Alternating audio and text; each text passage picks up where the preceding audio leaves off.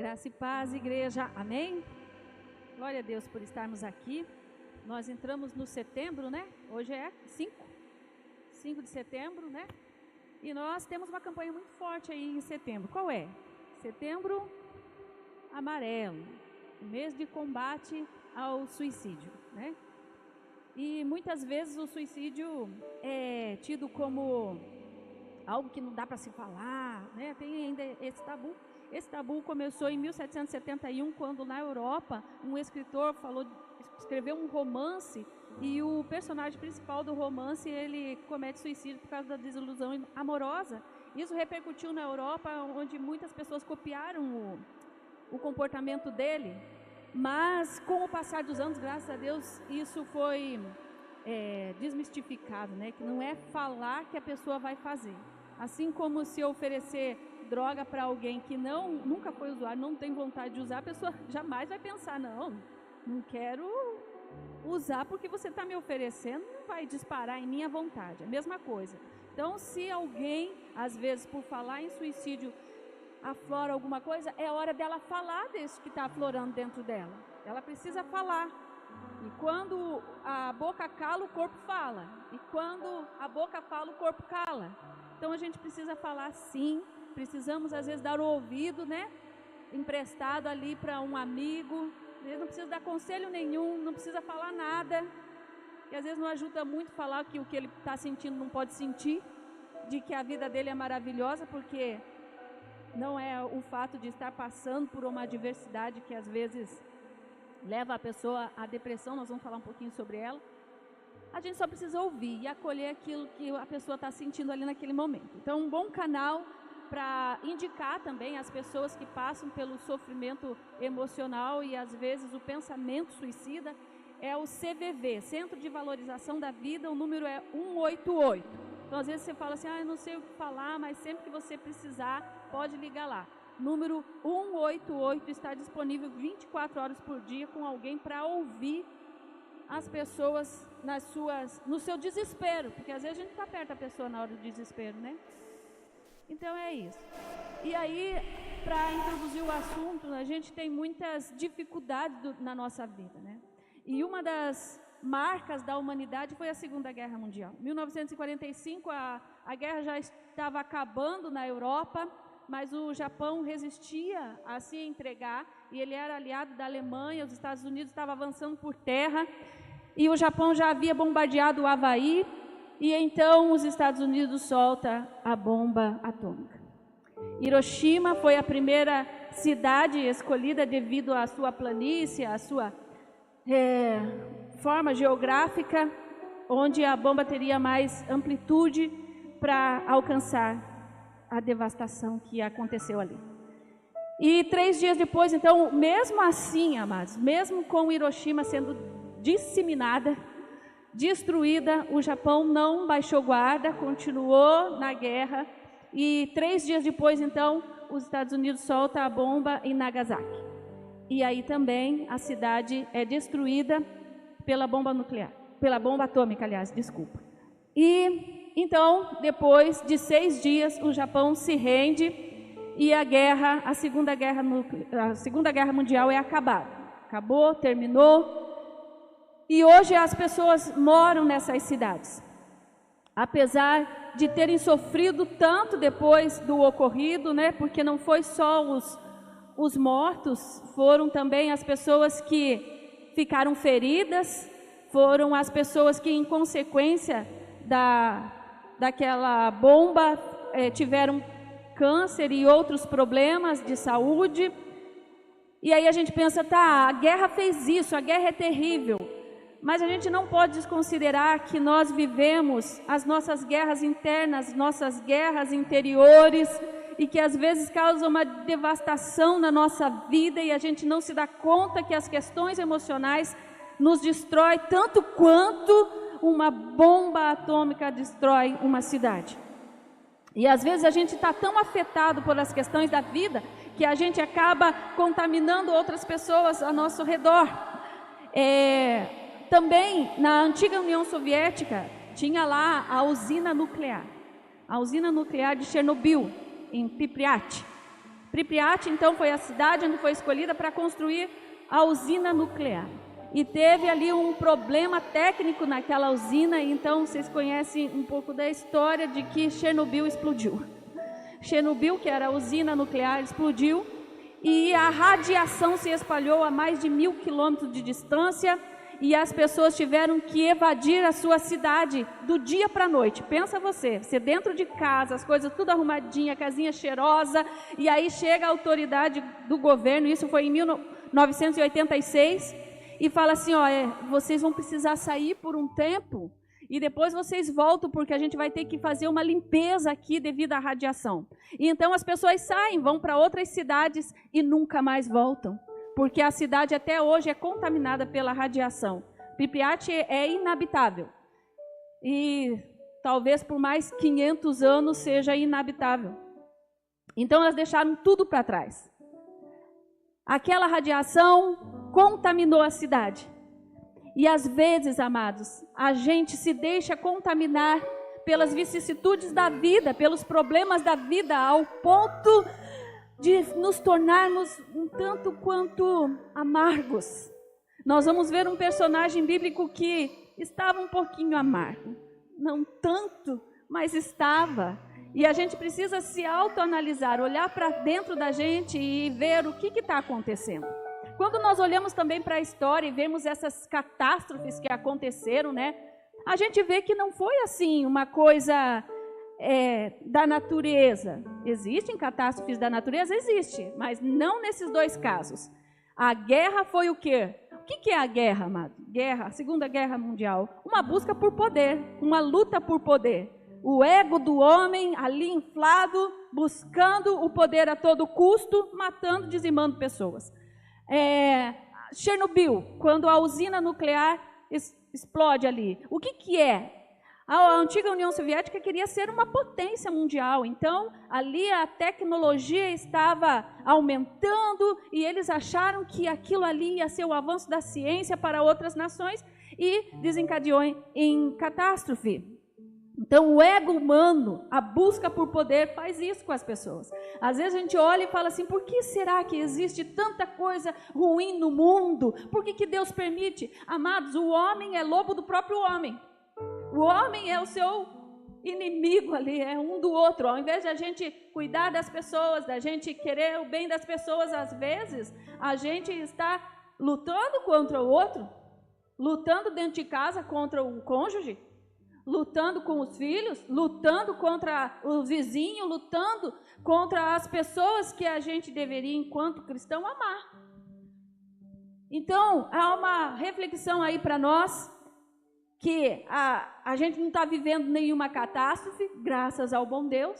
Deus tem nos protegido, mas existem as pequenas coisas que estão nos cercando, que estão fazendo parte da nossa vida no dia de hoje, na atualidade, e como a gente tem lidado com essas coisas. Então, atribuir só a Deus, tipo assim, por que Deus permite que a pessoa tenha câncer? Às vezes a pessoa é tão rancorosa. Não quero com isso ser liviana de dizer que todo câncer é decorrente da pessoa guardar rancor. Não é isso, não me entenda mal, por favor, amados. Mas muitas doenças do corpo são reflexo da nossa alma mal ajustada. Muita doença. Nós temos aí as doenças psicossomáticas, que a mente guarda um monte de coisa e o corpo sente, como eu falei. Né? A boca cala, a mente fica cheia, explodindo de coisa, e o corpo sente. E temos também essas questões aí da ciência, né? Que se multiplica a cada dia, trazendo também resultados ruins para o nosso corpo. Então não é só por que Deus permite, porque o homem está entregue assim, né, assim, nessa questão do avanço da ciência, buscando, querendo o avanço tecnológico. Nós vemos que das grandes armas hoje em dia é a internet.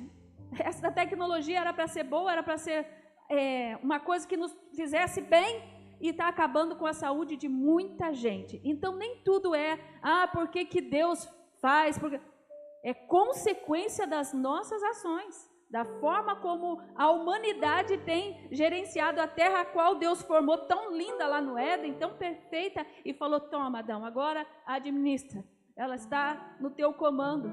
E às vezes até o crente faz isso, né? A gente pensa assim: Jesus está voltando, para que eu vou cuidar do planeta? Tudo isso aqui vai explodir mesmo, deixa aí. E a gente não tem esse cuidado com as coisas da natureza, e então tem consequência. Poluição tem consequência, radiação tem consequência, má alimentação tem consequência, internet mal administrada tem consequência. Tem consequência no nosso corpo, na nossa vida. Nós estamos aqui colhendo o que estamos plantando. E a campanha, né, que nós estamos participando nesses 7 elos aí, começou o mês passado e entramos em setembro. A campanha é: a resposta certa vem do Senhor, com base em Provérbios 16:1. O coração do homem pode fazer planos, mas a resposta certa vem dos lábios do Senhor. E eu acredito que todos nós precisamos e ansiamos essa resposta certa que venha dos lábios do Senhor para a nossa vida, para os nossos problemas, para a resolução daquilo que nós estamos vivendo, que nós estamos passando, né? Mas às vezes a gente não tem muita paciência de esperar a resposta. A gente quer a resposta para ontem, a gente quer a resposta rápido. E descansar na espera dessa resposta é um desafio para todos nós. Eu poderia dizer para muitos de nós, mas acho que é para todos.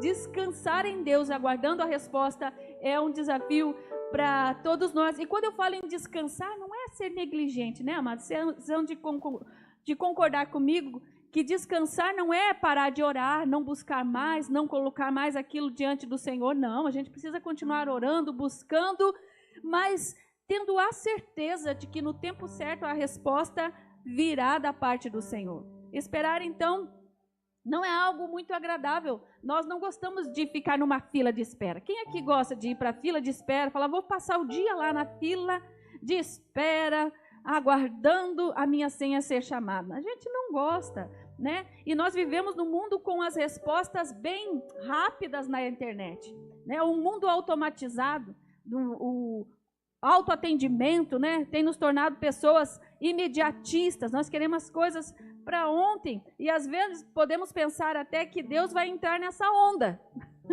de responder as coisas rápido, né? Embora o salmista fala: apressa-te, Senhor, em responder-me. Às vezes a nossa oração é essa: apressa-te, Senhor. Mas é certo que as coisas vão acontecer no tempo de Deus, no kairós de Deus, né?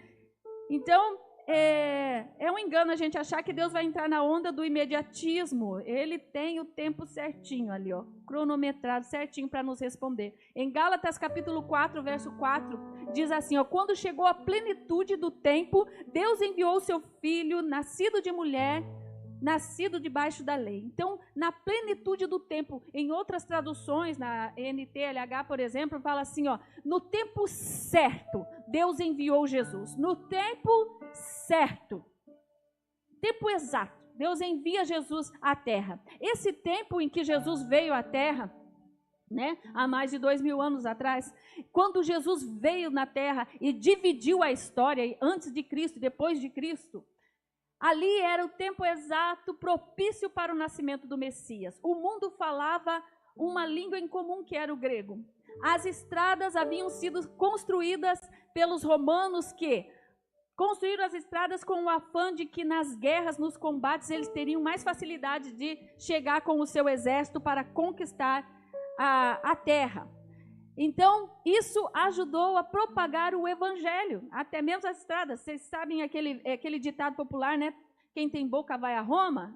Talvez em alusão a essas estradas que Roma construiu para que seu exército pudesse chegar com mais facilidade. Haviam vias, né, que levavam a várias regiões. Então, isso ajudou com que o evangelho fosse propagado com maior facilidade. Então, no tempo certinho, Jesus veio ao mundo enviado por seu Pai, na plenitude do tempo. E na nossa vida também há um tempo certo para todas as coisas. Eclesiastes capítulo 3 nos afirma isso. Diz que há tempo para todas as coisas. O tempo de Deus, contudo, não é o nosso. E acredite, Ele sabe o tempo das coisas acontecerem na minha e na sua vida. E não esperar a resposta certa de Deus pode nos trazer consequências em vários aspectos da nossa vida. O sábio, nos instiga a ouvirmos o que ele está dizendo em Provérbios 16:1. O homem cabe fazer os planos, mas a resposta certa vem do Senhor, vem dos lábios do Senhor. O fato, amados, de a gente não saber esperar hoje em dia, de nós sermos imediatistas, e nós queremos que Deus nos responda rápido, achando que se Ele não nos responder depressa, a gente não vai suportar, trazem pelo menos duas consequências. Uma delas é a ansiedade. A ansiedade pode vir quando fazemos planos e esperamos pelos resultados. Queremos o resultado rápido. Queremos que as coisas aconteçam logo, queremos antecipar o futuro, ficamos pensando nas possibilidades que podem acontecer ou que estão acontecendo sem ter as respostas. Então isso gera em nós uma certa ansiedade. Quando nós esperamos, é interessante, que a Bíblia fala, esperei com paciência. Esperar em Deus, mas tendo paciência, que no tempo certo Deus vai nos responder. Isso, a Bíblia, ela é tão fantástica, e quando a gente coloca ela em prática, a gente tem mais saúde, a gente vive melhor, a gente tem mais leveza, O pastor Anderson, quando estava ministrando o louvor aqui, ele falou, que nós caminhamos pela palavra, nós andamos sobre as águas pela palavra. O Pedro, quando ele falou, Senhor, dize-me que vá contigo, ele não andou só sobre as águas, ele andou sobre a palavra que Jesus tinha falado. Quando nós caminhamos pela palavra, nós encontramos então o descanso que a nossa alma precisa, que a nossa alma grita tanto, Então andar, esperar com paciência evita a tal da ansiedade exacerbada que desregula o organismo. Mas já a depressão, que é o que nós queremos nos focar mais, quando não vemos os resultados que esperávamos da vida. Então a gente luta tanto, a gente quer tanto, a gente faz tanto, porque a ansiedade nos leva à responsabilidade. A ansiedade, ela não é de todo ruim. A ansiedade é que nos impulsiona de manhã para trabalharmos, é que nos leva às nossas responsabilidades cotidianas. É a ansiedade. Então, dentro de uma normalidade, ela é algo bom. Ela só é ruim quando ela é demais. A ansiedade demais. Então, quando a gente se prepara tudo para a vida, e a gente faz planos e esperamos e a coisa não acontece e a gente se frustra. Quanto maior a minha expectativa em algo e aquilo não dá certo, maior a minha frustração. Então, se eu estou lá em cima, eu caio lá embaixo. Pá! Então, a Bíblia nos aconselha, e é algo fantástico, que a resposta certa vem do Senhor. Então não coloque a sua expectativa nas coisas, coloque a sua expectativa no Senhor, porque o Senhor não te frustra. Então é aquilo que nós cantamos. Se Deus fizer, Ele é Deus. Se não fizer, continua sendo Deus. Por quê? Porque a minha expectativa está no cuidado do Senhor. Eu sei que Ele está cuidando de mim. Então se não aconteceu, não era para acontecer, porque Deus está guardando de mim. Se aconteceu é porque Deus, aprovou o meu plano. Porque quando a gente faz planos e planos e planos e não vê acontecer e se frustra achando que é aquilo ali que tinha que acontecer, que era dessa forma que tinha que ser, então há um sério risco de nós cairmos no sofrimento da depressão. Quando a gente se vê, então, desiludidos, gastamos muita energia com as coisas e elas não estão acontecendo como nós gostaríamos. E há uma passagem bíblica, um personagem bíblico que nos cabe como exemplo, o nome dele é Elias. E eu gostaria que você abrisse a sua Bíblia então comigo e que fosse colocado ali no projetor 1 Reis, capítulo 19. 1 Reis, capítulo 19. Nós vamos ler o capítulo todo, que é a palavra de Deus. Então, na NVI, isso. Eu vou até ler aqui para ficar mais fácil. Ora, Acabe contou a Jezabel tudo o que Elias tinha feito e como havia matado todos os profetas à espada. Por isso, Jezabel mandou um mensageiro a Elias para dizer-lhe: que os deuses me castiguem com todo rigor, se amanhã, a esta hora, eu não fizer com a sua vida o que você fez com a deles. Elias teve medo e fugiu para salvar a própria vida. Quando chegou a Berseba de Judá, deixou o seu servo e entrou no deserto, caminhando um dia. Chegou aonde havia uma giesta, sentou-se debaixo dela e orou, pedindo a morte. Já tive o bastante, Senhor. Tira a minha vida, não sou melhor do que os meus antepassados. Depois, ele se deitou debaixo da giesta, ou do pé de zimbro, e dormiu. De repente, um anjo tocou nele e disse: levante-se e coma. Elias olhou ao redor e ali, junto à sua cabeceira, havia um pão assado sobre brasas quentes e um jarro de água. Ele comeu, bebeu, deitou-se de novo. O anjo do Senhor voltou, tocou nele e disse: levante-se e coma, pois a sua viagem será muito longa.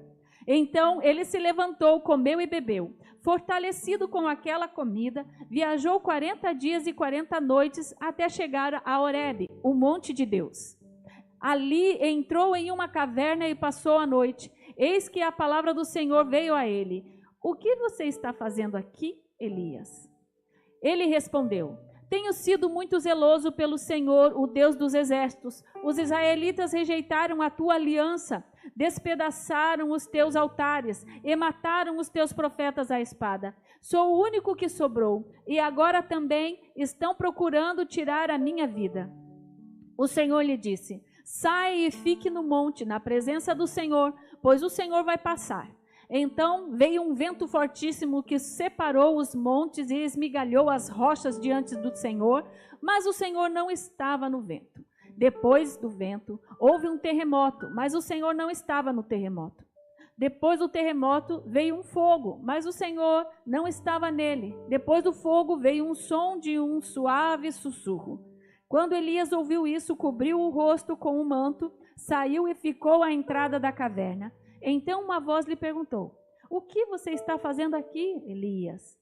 Ele respondeu: tenho sido muito zeloso pelo Senhor, o Deus dos exércitos. Os israelitas rejeitaram a tua aliança, despedaçaram os teus altares e mataram os teus profetas à espada. Sou o único que sobrou, e agora também estão procurando tirar a minha vida. O Senhor lhe disse: volte pelo caminho por onde veio e vá para o deserto de Damasco. Chegando lá, unja Azael como rei de Arã. Unja também Jeú, filho de Nimsi, como rei de Israel. E unja Eliseu, filho de Safate, de Abel-Meloá, para suceder você como profeta. Jeú matará todo aquele que escapar da espada de Azael, e Eliseu matará todo aquele que escapar da espada de Jeú. No entanto, reservei 7.000 em Israel, todos aqueles cujos joelhos não se dobraram diante de Baal, e todos aqueles cuja boca não o beijou. Então Elias saiu de lá e encontrou Eliseu, filho de Safate. Ele estava arando com 12 parelhas de boi e conduzindo a 12ª parelha. Elias o alcançou e lançou o seu manto sobre ele. Amém, amados? Até aí. Não vamos ler o chamado de Eliseu, não. Perdão. Falei que íamos ler o capítulo todo, mas até o verso 18 vamos meditar. Ao ser jurado, então, de morte, muitos conhecem, né, a história de Elias. Ele foi jurado de morte por Jezabel, a idólatra e rainha, né, a esposa do rei Acabe. Ela era filha de um sacerdote de Baal, e então, com o seu paganismo, com sua idolatria, ela contamina o rei Acabe, e ela procura matar Elias. E Elias, sabendo disso, então, para salvar a sua vida, e curiosamente, ele pretendia desistir da vida. Vocês viram ele falando? Tira a minha vida, pois não sou melhor do que os meus antepassados. Então, deitado ali à sombra daquela árvore, daquela giesta, daquele zimbro, ele pediu para si: basta, verso 4, basta Toma agora, ó Senhor, a minha vida, pois não sou melhor do que os meus pais ou do que os meus antepassados. Elias pensava conhecer plenamente os motivos do seu estado emocional, do seu estado de profundo abatimento, né? Sentia-se perseguido, ameaçado, sozinho, atribulado. Era assim que Elias parecia estar se sentindo. Era um lutador. Elias era um lutador. Mas chegaram a um ponto de que as forças dele se esvaziaram. Pensa, Elias, vocês lembram? Um capítulo anterior, ele desafia os profetas de Baal. E então ele fala, Senhor, caia fogo do céu, queima o altar, e assim aconteceu, o fogo lambeu a água, e então os profetas de Baal tiveram que se render ali, porque foi ali na prática decretado que Deus era Deus. O Deus de Israel se manifestou ali, desceu o fogo sobre o altar. E aí Elias, né, mata todos os profetas de Baal. Jezabel fica sabendo disso, e é então por isso que ela quer matar Elias. Olha que homem corajoso, pensa. Ela era a rainha, a esposa do rei Acabe, e tinha matado os profetas que ela tanto amava, que ela queria bem.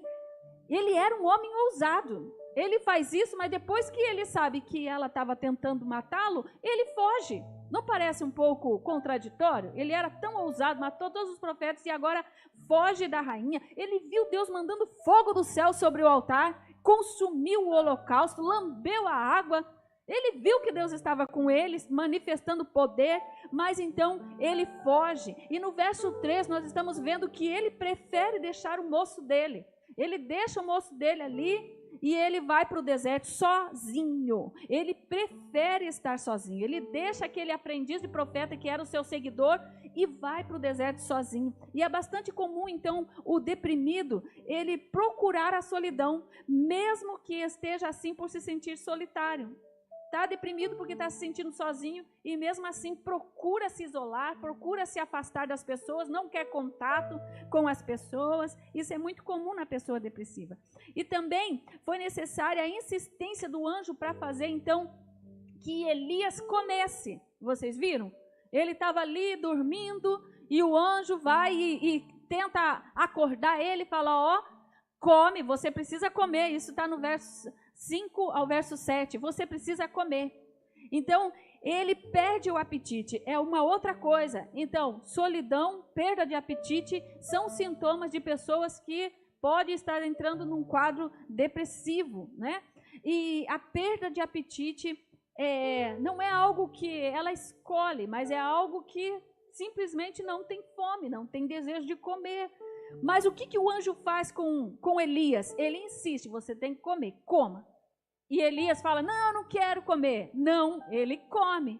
Mesmo que talvez ele esteja com vontade de dormir, que é um outro sintoma. O anjo precisou insistir para que ele despertasse, para que ele acordasse. Então é um outro fator associado à depressão. Às vezes a pessoa sente muito sono, só vontade de dormir, não quer saber de nada. O sono é um dos fatores que sinalizam a depressão. E os distúrbios do sono podem ser tanto a hipersonia quanto a hipo, porque a pessoa pode sentir muito sono ou pode perder totalmente o sono, não querendo dormir. Com Elias, então, foi ele sentir muito sono. E o anjo precisou despertá-lo para que ele parasse de dormir e comesse.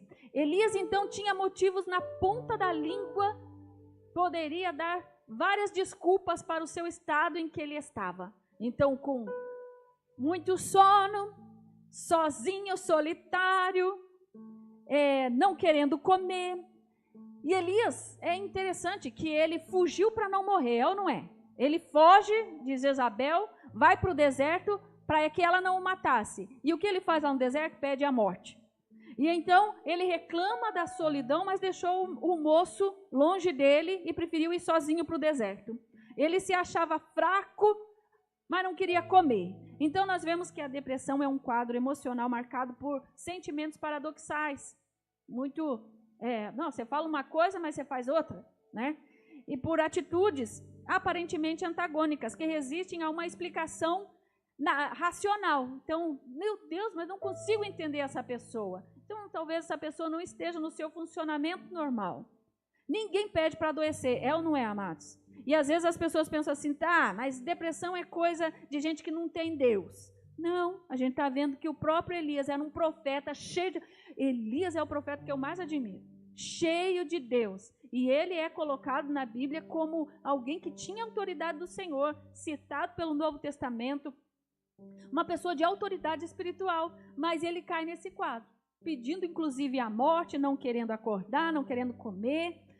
E se nós formos preparar, até a gente, né? Às vezes a gente está falando de uma outra pessoa, mas às vezes está acontecendo com a gente. Se a gente então for procurar justificativa para o nosso desânimo, a nossa falta de organização, a nossa falta de vontade de fazer as coisas, para a nossa tristeza, sempre nós vamos encontrar desculpas de sobra para não fazermos as coisas, porque a gente está triste, porque que a gente está naquele desânimo tanto. Nós somos muito bons nisso, é ou não é?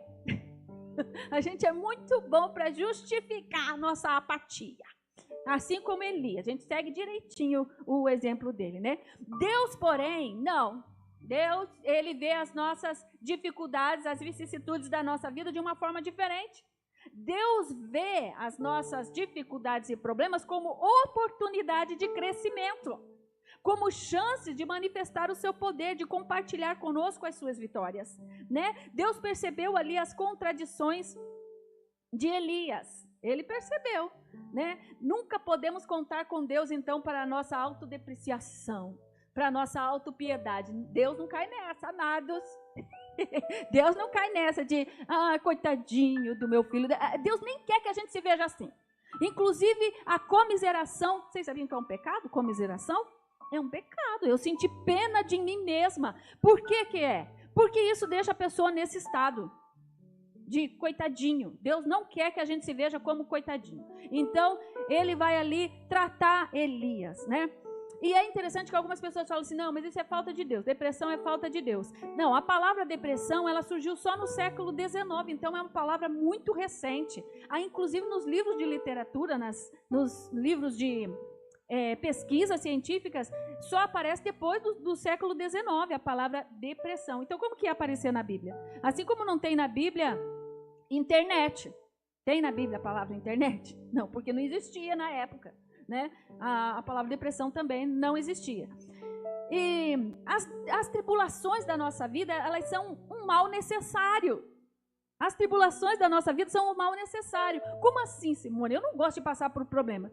Todos os grandes homens da história, os grandes nomes, tiveram que passar por obstáculos enormes, e justamente por isso eles foram grandes nomes, que eles foram grandes homens. E se a gente for dividir a palavra vencedor, talvez você já tenha ouvido isso por aí, vencedor é o quê? Aquele que vence as suas dores. Agora, se a gente não tem dor, a gente está vencendo o quê? Se a gente não tem dificuldade, nós vamos vencer o quê? Como que nós vamos ser vencedor se não tem o que ser vencido? Então, as dificuldades são necessárias e nós nunca podemos contar com Deus para a nossa autopiedade, né? E essa coisa de não contar com Deus para a nossa autopiedade talvez nos assuste. Porque a gente pensa, como que pode Deus não sensibilizar com a minha situação aqui? Como pode ele não vir aqui, não me dar uma palavra de consolo? Filhinho, eu estou com você. A gente acha até às vezes que Deus não está se importando, mas não é isso. A verdade é que ele se interessa sim, mas não deseja que a gente se vê como derrotados. Deus não nos vê como derrotados. A palavra de Deus vai dizer que em Cristo nós somos mais do que vencedores. Se lá em Hiroshima e Nagasaki, hoje as cidades são lindas, são belas, são até pontos turísticos, existem muitas pessoas que viajam para lá para conhecer e são solidários com o que aconteceu por lá. Eles venceram. Mas a palavra de Deus vai dizer que o povo de Deus não é nem vencedor, é mais do que vencedor. Mais do que vencedor por aquele que nos amou. Então, Deus quer que a gente cresça, que a gente vença. E com as vitórias a gente vai crescendo e alicerçando a nossa fé em Cristo. E então, Deus, ele vai lá falar com Elias. Elias estava debaixo do pé de zimbro e Deus o coloca para andar. No verso 8.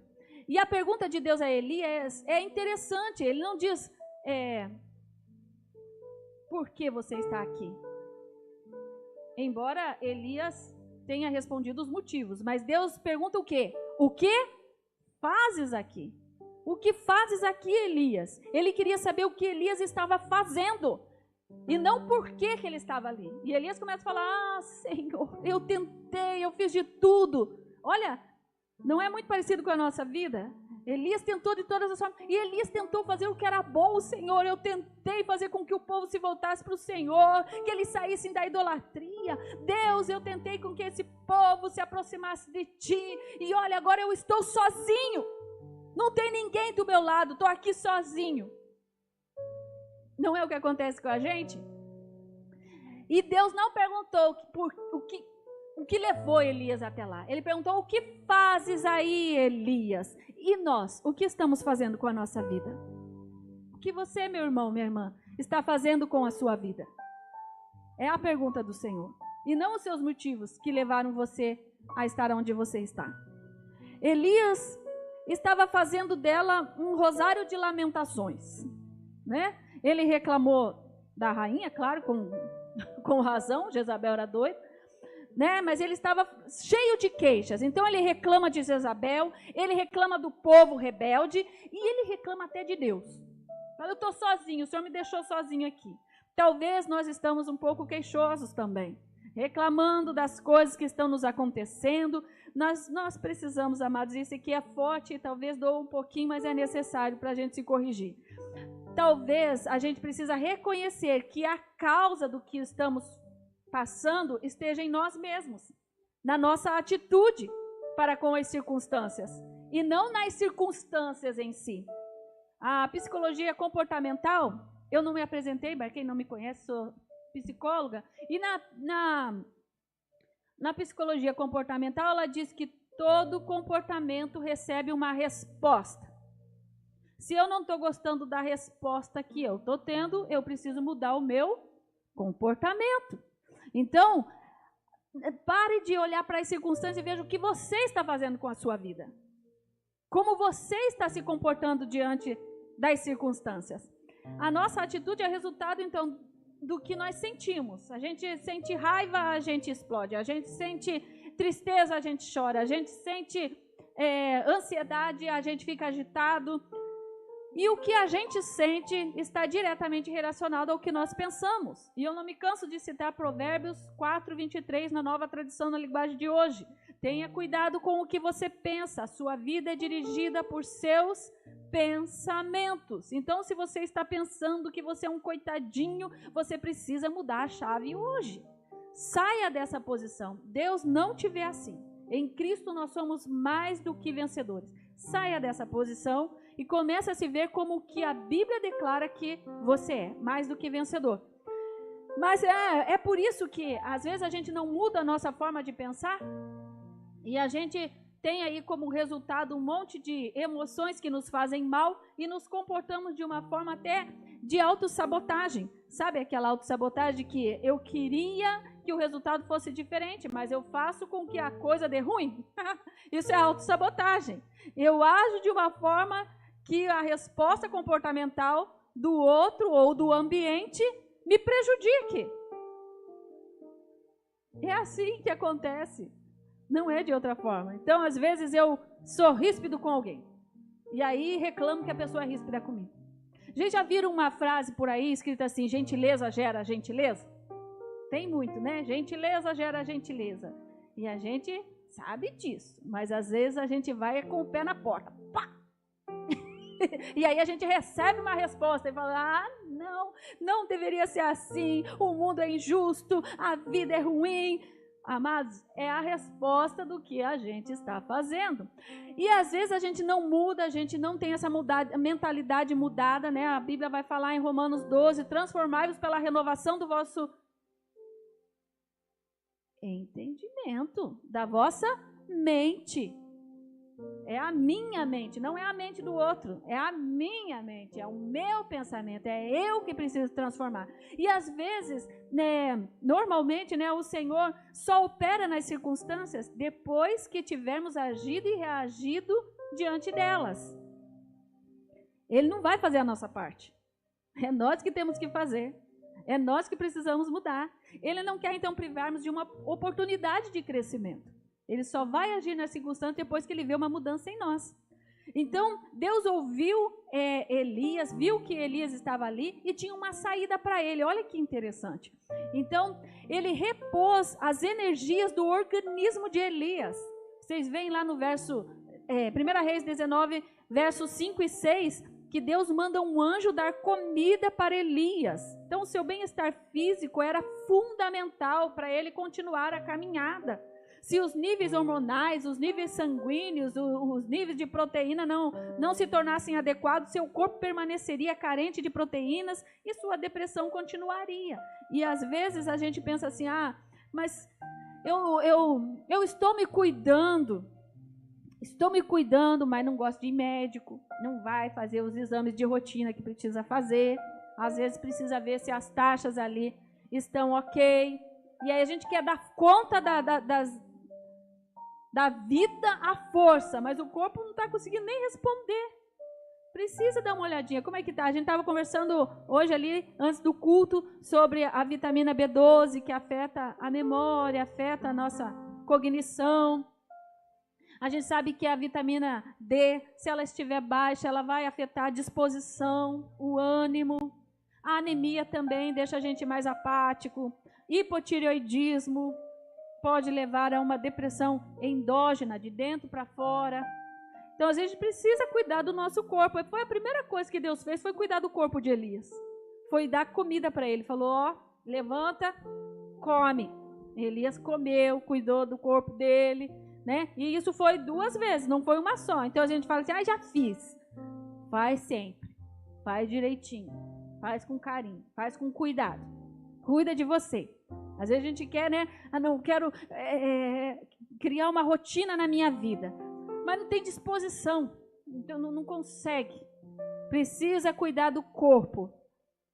Nós somos biopsicossociais. Seres biopsicossociais. Se a gente não cuida de um dos âmbitos da nossa vida, os outros vão estar prejudicados. Então nós precisamos cuidar do biológico, do psicológico e do social, nas relações, na vida, nas coisas necessárias para viver. Precisamos cuidar de nós como um todo. E eu acrescento ainda que somos também espirituais. Não podemos desconsiderar a nossa vida espiritual. Tá, então Deus cuidou do físico de Elias e depois, em segundo lugar, Deus providenciou para Elias uma satisfação ambiental. O verso 7 e o verso 8, Deus fala para ele, ir para onde? Ele estava no deserto, pensa no deserto. Deserto, lugar seco, feio, né? Tem a sua beleza ali, mas é um lugar árido, um lugar ruim. E Deus manda Elias ir para Horebe, o monte de Deus. Então Deus vai para o monte Horebe, onde a sarça sadia. Deus foi para lá com Elias, mandou Elias ir para lá. Então uma mudança de ambiente, às vezes, na nossa vida é necessária, amados. Tem pessoas que não gostam de sair de casa. Eu gosto de ficar aqui no meu cantinho, não gosto de fazer nada que possa ter contato com a natureza, que dispara a endorfina no nosso cérebro. Contato com a natureza, ver o belo, apreciar, ter uma vida de contemplação, né? E a gente vive num lugar que é prestigiado, é ou não é? Vitória é um lugar lindo. Quando eu saí de Curitiba e cheguei aqui, eu fui trabalhar no DR, Departamento de Estradas e Rodagens, e eu lembro que as pessoas falavam assim, o que você está fazendo aqui? Eu falava, vocês não têm ideia do que vocês têm aqui, gente.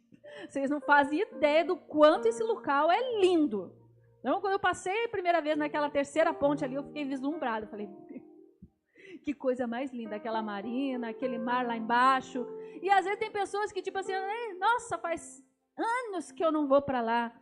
Tem o mar aqui, né, pertinho da gente, tem Manguinhos, tem Jardim Camburi. Não gosto de mar. Mas tem a montanha aqui bem pertinho, né, Santa Teresa, Domingos Martins. Eu não gosto, nossa, lá é muito frio. Gente, a gente precisa aprender a contemplar a natureza. Isso faz bem para o nosso cérebro, isso renova os hormônios da felicidade dentro de nós. Então veja que Deus fez isso com Elias. Ele não falou com Elias ali no deserto. Poderia ter falado com Elias ali no deserto? Poderia. A mesma coisa que ele fez lá no Monte Horebe, ele poderia ter feito ali. Mas Deus mudou ele de ambiente. Levou ele para outro ambiente. Então Deus deu a ele uma uma dose de endorfina no cérebro, um hormônio bom, bacana, né? E às vezes a gente precisa modificar a nossa rotina. Veja o quanto você está trabalhando, uma das coisas. Quando que você tirou férias? Quando foi? A última férias que você tirou, que você descansou, que você repôs sua energia. Amados, férias é tão importante que é defendido por lei. Você precisa tirar férias. Se você é CLT e a empresa não te dá férias, a empresa pode receber muito. Não é assim? Por que será que a lei é tão rígida com isso? Porque é necessário para a gente dar conta da vida, tirar férias. E por que existe o final de semana remunerado? Mesma coisa. É bíblico. A gente precisa descansar. E aí, de repente, tirar um final de semana, né, para passar ali com a família, com quem você ama, visitar um parente, visitar um amigo, dar boas risadas. A risada faz bem para o organismo, a risada faz bem para a nossa mente, né? Então, um ambiente estressante, opressivo, associado a uma rotina rígida, ruim, trancado nos apartamentos, eu tenho muita preocupação. Desde a pandemia, onde as pessoas ficavam ali enclausuradas nos apartamentos, porque você vê as paredes sempre as mesmas, sempre a mesma coisa, isso não é bom, não é legal. Então, precisa ter uma rotina mais saudável, né? Um ambiente estressante, então, com uma rotina rígida, é desgastante, mina a disposição de qualquer um. E Elias precisava, então, de novos ares. E vamos verificar, então, o que nós podemos encontrar como uma alternativa desses novos ares na nossa vida. Ah, eu não tenho dinheiro, é de graça ir para a praia. Pode até ir de bicicleta, que é pertinho. ou pega o Uber, vai lá, desce lá, o ônibus para na porta lá, você desce com o pezinho no mar. Já molha o pé, já pisa na areia, descalça. Isso faz bem, faz bem. Vai lá meditar, falar com Deus. Olhando o mar, o barulho do mar acalma. Vocês já viram que existe vários vídeos na internet com barulho de chuva, barulho de mar, barulho dos pássaros, né? Para quem faz meditação aí, né? Existe a Mindfulness, né? Que incentiva a atenção plena e a meditação. Não entra pelo lado do mantra, não, lá que tem uns mantras. Não entra por esse lado. Entra pela meditação da palavra de Deus. Coloca a Bíblia em áudio para você ouvir.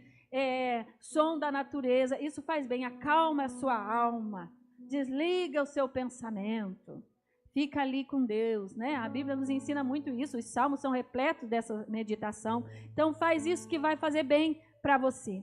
E Deus providenciou também uma satisfação ocupacional para Elias. Então Deus tirou ele daquele lugar, Deus colocou ele em novos ares, Deus deu alimento para ele se alimentou, fortaleceu o físico, e agora Deus providenciou uma ocupação. Elias se sentia cansado e fracassado, ele queria férias definitivas, né? Ele queria ali uma licença por tempo indeterminado, ele queria uma aposentadoria eterna. Elias desejava a morte. Era isso que Elias queria. Mas Deus contava com ele e lhe deu uma nova missão. Uma missão que agora seria internacional, uma missão mais ampla, é ou não é? Ele falou, agora você vai ungir reis, você vai ungir o seu sucessor, um novo profeta, você vai fazer o negócio acontecer, Elias. Se levanta porque eu tenho mais propósito para a sua vida, eu tenho mais missão para a sua vida, e agora vai ser ainda maior do que você já imaginou ou pensou. Isso revela, amados, a confiança que Deus tem nos seus servos. Elias estava debilitado, queria morrer, estava sem comer. Ele viajou 40 dias com a comida que o anjo deu para ele, foi até Horebe. Então ele foi renovado ali, e Deus, depois de renová-lo, ele deu uma nova missão. Então Deus confia nos seus servos, ele deposita confiança nos seus servos, mesmo quando os seus servos se encontram fragilizados, desanimados. Deus não te vê como você está se vendo. Deus não via Elias como ele estava se vendo. Deus viu nele o potencial que ele tinha. E Deus nesta tarde não está se vendo como você está se vendo, como coitadinho. Não, Deus está vendo o teu potencial. E nesta tarde ele está dizendo, se levanta, porque eu tenho uma missão mais ampla para a sua vida. Se levanta, porque agora o negócio vai ser internacional. Vai ser maior. Eu vou te usar ainda mais, Elias. Então, de uma coisa você pode estar certo. Se você está aqui nesta vida, se você está aqui nesta terra, o Senhor tem uma missão para você. Ele tem um propósito com a sua vida.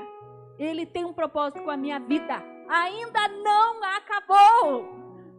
Mesmo que as coisas pareçam estar difíceis e no seu olhar não tenha mais solução, para Deus tem. E o fim pode ser o começo de tudo.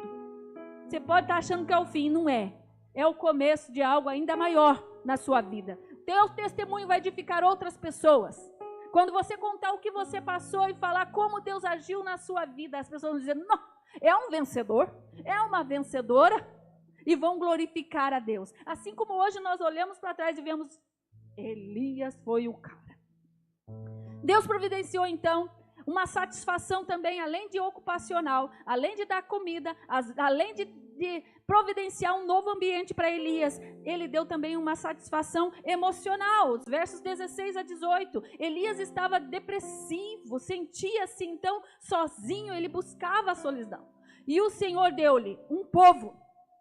Lembra, acho que é o versículo 19, que ele fala que existem ainda 7.000 que não se dobraram a Baal e nem o beijaram, Elias. Por que você está dizendo que o teu trabalho foi em vão? Que você enxugou o gelo até aqui? Que nada adiantou do que você fez? Não é verdade, Elias. Existem 7.000 que permanecem fiéis a mim, assim como você. O teu trabalho valeu a pena. Então Deus deu um povo para Elias cuidar, 7.000 joelhos que não se dobraram a Baal, e ainda deu a Elias um amigo, Eliseu, que se tornaria seu sucessor e companheiro inseparável. Deus deu a ele uma nova perspectiva de vida. E o Senhor tem dado a mim e a você um povo especial que é a igreja.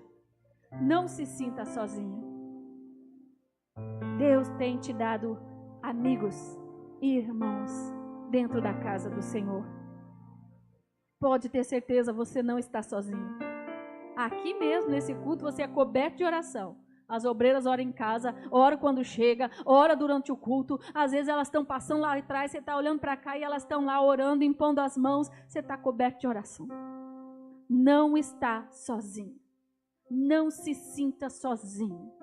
Na comunidade da fé, na comunidade dos irmãos, nós não estamos sozinhos. Eu louvo muito a Deus por esta igreja. Eu me sinto muito amada por esta igreja. E eu sei que foi o povo que Deus colocou para me amar e para eu amar também, e eu amo. Então, essas pessoas, essa comunidade que Deus colocou ao nosso lado, que é a comunidade da fé, nos ajudarão a passar pelas dificuldades da vida. Nós somos uma igreja em célula. Enquanto igreja de célula ali, você pode abrir seu coração, contar os seus problemas. Se não quer abrir para a célula toda, chama alguém de sua confiança, conversa. Eu também estou aqui à disposição para ouvir, para caminharmos juntos, né? E aí, Deus devolve novamente a alegria a Elias, e Elias é citado, então, em Tiago, como aquele que passou pelas mesmas paixões que nós, que tinha as mesmas dificuldades que nós temos. E assim como Deus cuidou de Elias, Ele cuida de nós. E para que seja possível, então, nós modificarmos o nosso comportamento, o nosso modo de reagir, nós precisamos, então, assumir a nossa responsabilidade diante das circunstâncias. Reconhecer aquilo que nós estamos sentindo. Reconhecer, identificar aquilo que nós estamos sentindo. E esse é o caminho para a gente conseguir se organizar. E o Salmos 42, verso 11. Salmos 42, verso 11 é um salmo que me chama muito a atenção. E talvez seja muito conhecido por você, porque o salmista ele pergunta: por que você está assim tão triste, ó minha alma? Ou por que você está abatida, ó minha alma? Por que está tão perturbada dentro de mim? Põe a sua esperança em Deus, pois ainda o louvarei. Ele é o meu Deus, o meu Salvador. Note que o salmista já havia identificado que o que ele sentia, ele estava abatido, a alma dele estava abatida. E então ele faz uma pergunta, e ele não se pergunta o que você está sentindo. Talvez para nós a pergunta seja: o que você está sentindo? Identificando o que você está sentindo, se você está sentindo tristeza, desalento, se você está sentindo desânimo, se você está sentindo raiva, se você está sentindo ansiedade, angústia, o que você está sentindo? Identifique primeiro o que você está sentindo. O cansaço, o que você está sentindo? E depois se pergunte, por quê? O salmista pergunta, por que você está assim tão triste, ó minha alma? Pergunte para você mesmo, por quê? Por que eu estou sentindo o que eu estou sentindo? Isso diz de uma busca de sintomas, uma autoanálise, né? Então, busque aí dentro de você o que você está sentindo e por que você está se sentindo assim. Desvalorizado, quem sabe? Eu me sinto desvalorizado. Por quê? Quais os pensamentos estão passando à sua mente? E aí, então, com a resposta, busque ajuda. Às vezes você vai precisar de um amigo da célula, às vezes vai precisar compartilhar com a célula, às vezes você vai precisar de um profissional da área da saúde. A questão é não ficar desse jeito achando que você está sozinho. Não, você não está sozinho. Deus tem levantado um exército para ficar do seu lado. Então procure ajuda, não se isole. A resposta do salmista para si mesmo foi: espera em Deus. Espera em Deus. Ele fala para ele mesmo, coloque a tua esperança em Deus. Ele lembra quem Deus era para ele, pois ele é o teu Salvador, o teu Deus. Mas nós precisamos lembrar quem é o nosso Deus. Ele é o nosso Salvador. Salvador é aquele que salva, é aquele que socorre. Salvador é aquele que traz aquilo que a gente precisa. Ele é o nosso Salvador, o nosso Deus. Por acaso existem limites para Deus? O salmista lembra que ele era o seu Deus. Nós temos um Deus, nós temos um Salvador. Não precisamos andar desesperados, sem esperança. Não, nós podemos confiar em Deus. Amém? Vamos nos colocar em pé?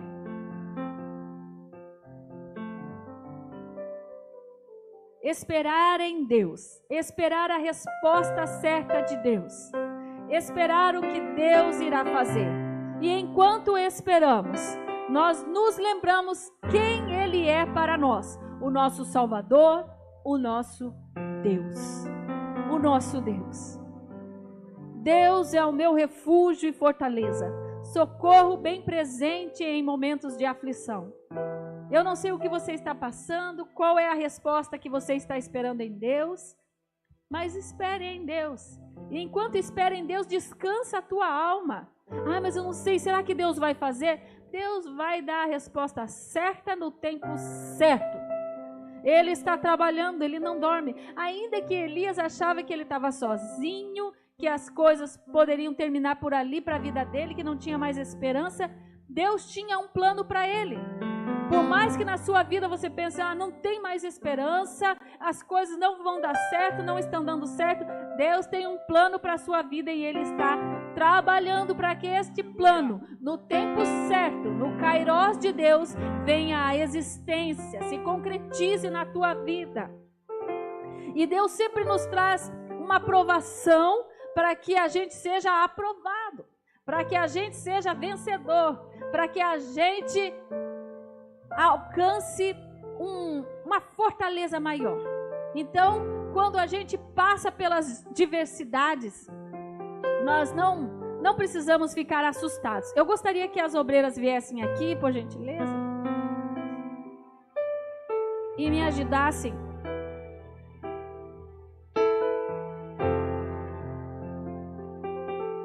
Nós já vamos encerrar, distribuindo uma folha para cada pessoa.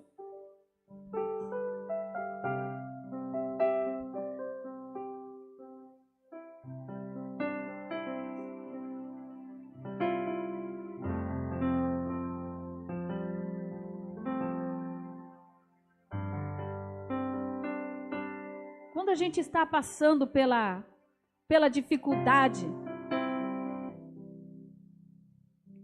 e a gente não entende o porquê que a gente está passando por aquela situação, muitas vezes a gente quer dormir e não acordar mais, é ou não é? Dormir, não acordar mais, Às vezes a gente pensa em sumir, eu queria era sumir. Queria ir para bem longe, onde ninguém me conheça, começar tudo de novo. Queria era dar um basta a tudo isso que está acontecendo na minha vida. Mas acredite, as dificuldades têm um propósito. Tiago, capítulo 1, verso 2 ao 4, diz assim: meus irmãos, considerem motivo de grande alegria o fato de passarem por diversas provações. O quê? Oi? Como é que é, Tiago? Considerem motivo de grande alegria o fato de passarem por diversas provações, pois vocês sabem que a prova da sua fé produz perseverança. E a perseverança deve ter ação completa, a fim de que sejam maduros e íntegros, sem que faltem coisa alguma. Amados, essa folha que você pegou aí na sua mão, balança ela. Balança forte, balança com... Pega ela aí no meio, balança forte, faz barulho aí, faz barulho. Faz barulho, isso, faz barulho. Amados, quando a gente está passando pelas... Continua fazendo barulho, não para não. Quando a gente está passando pelas dificuldades, os pensamentos que vêm na nossa mente fazem muito barulho. Eles nos assustam. E às vezes esse barulho nos impede de ouvirmos o que Deus está falando para a gente. Os barulhos assustam tanto, as provações assustam tanto, que a gente pensa, Deus me deixou sozinho. Essas provações que eu estou passando é para acabar comigo. É melhor mesmo eu dormir e não acordar mais. As dificuldades, elas fazem o que conosco? Elas nos amassam. Esse barulho todo são as dificuldades soprando na nossa vida. Agora eu quero que você amasse. Então, a gente se sente assim, amassado. Amassa bem essa folha aí sua.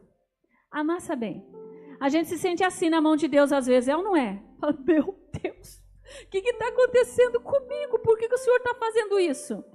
Não joga o papel não. Agora, bem amassadinho na mão do Senhor, passando todas as dificuldades que a gente passa. Desembrulha aí seu papel, desamassa ele.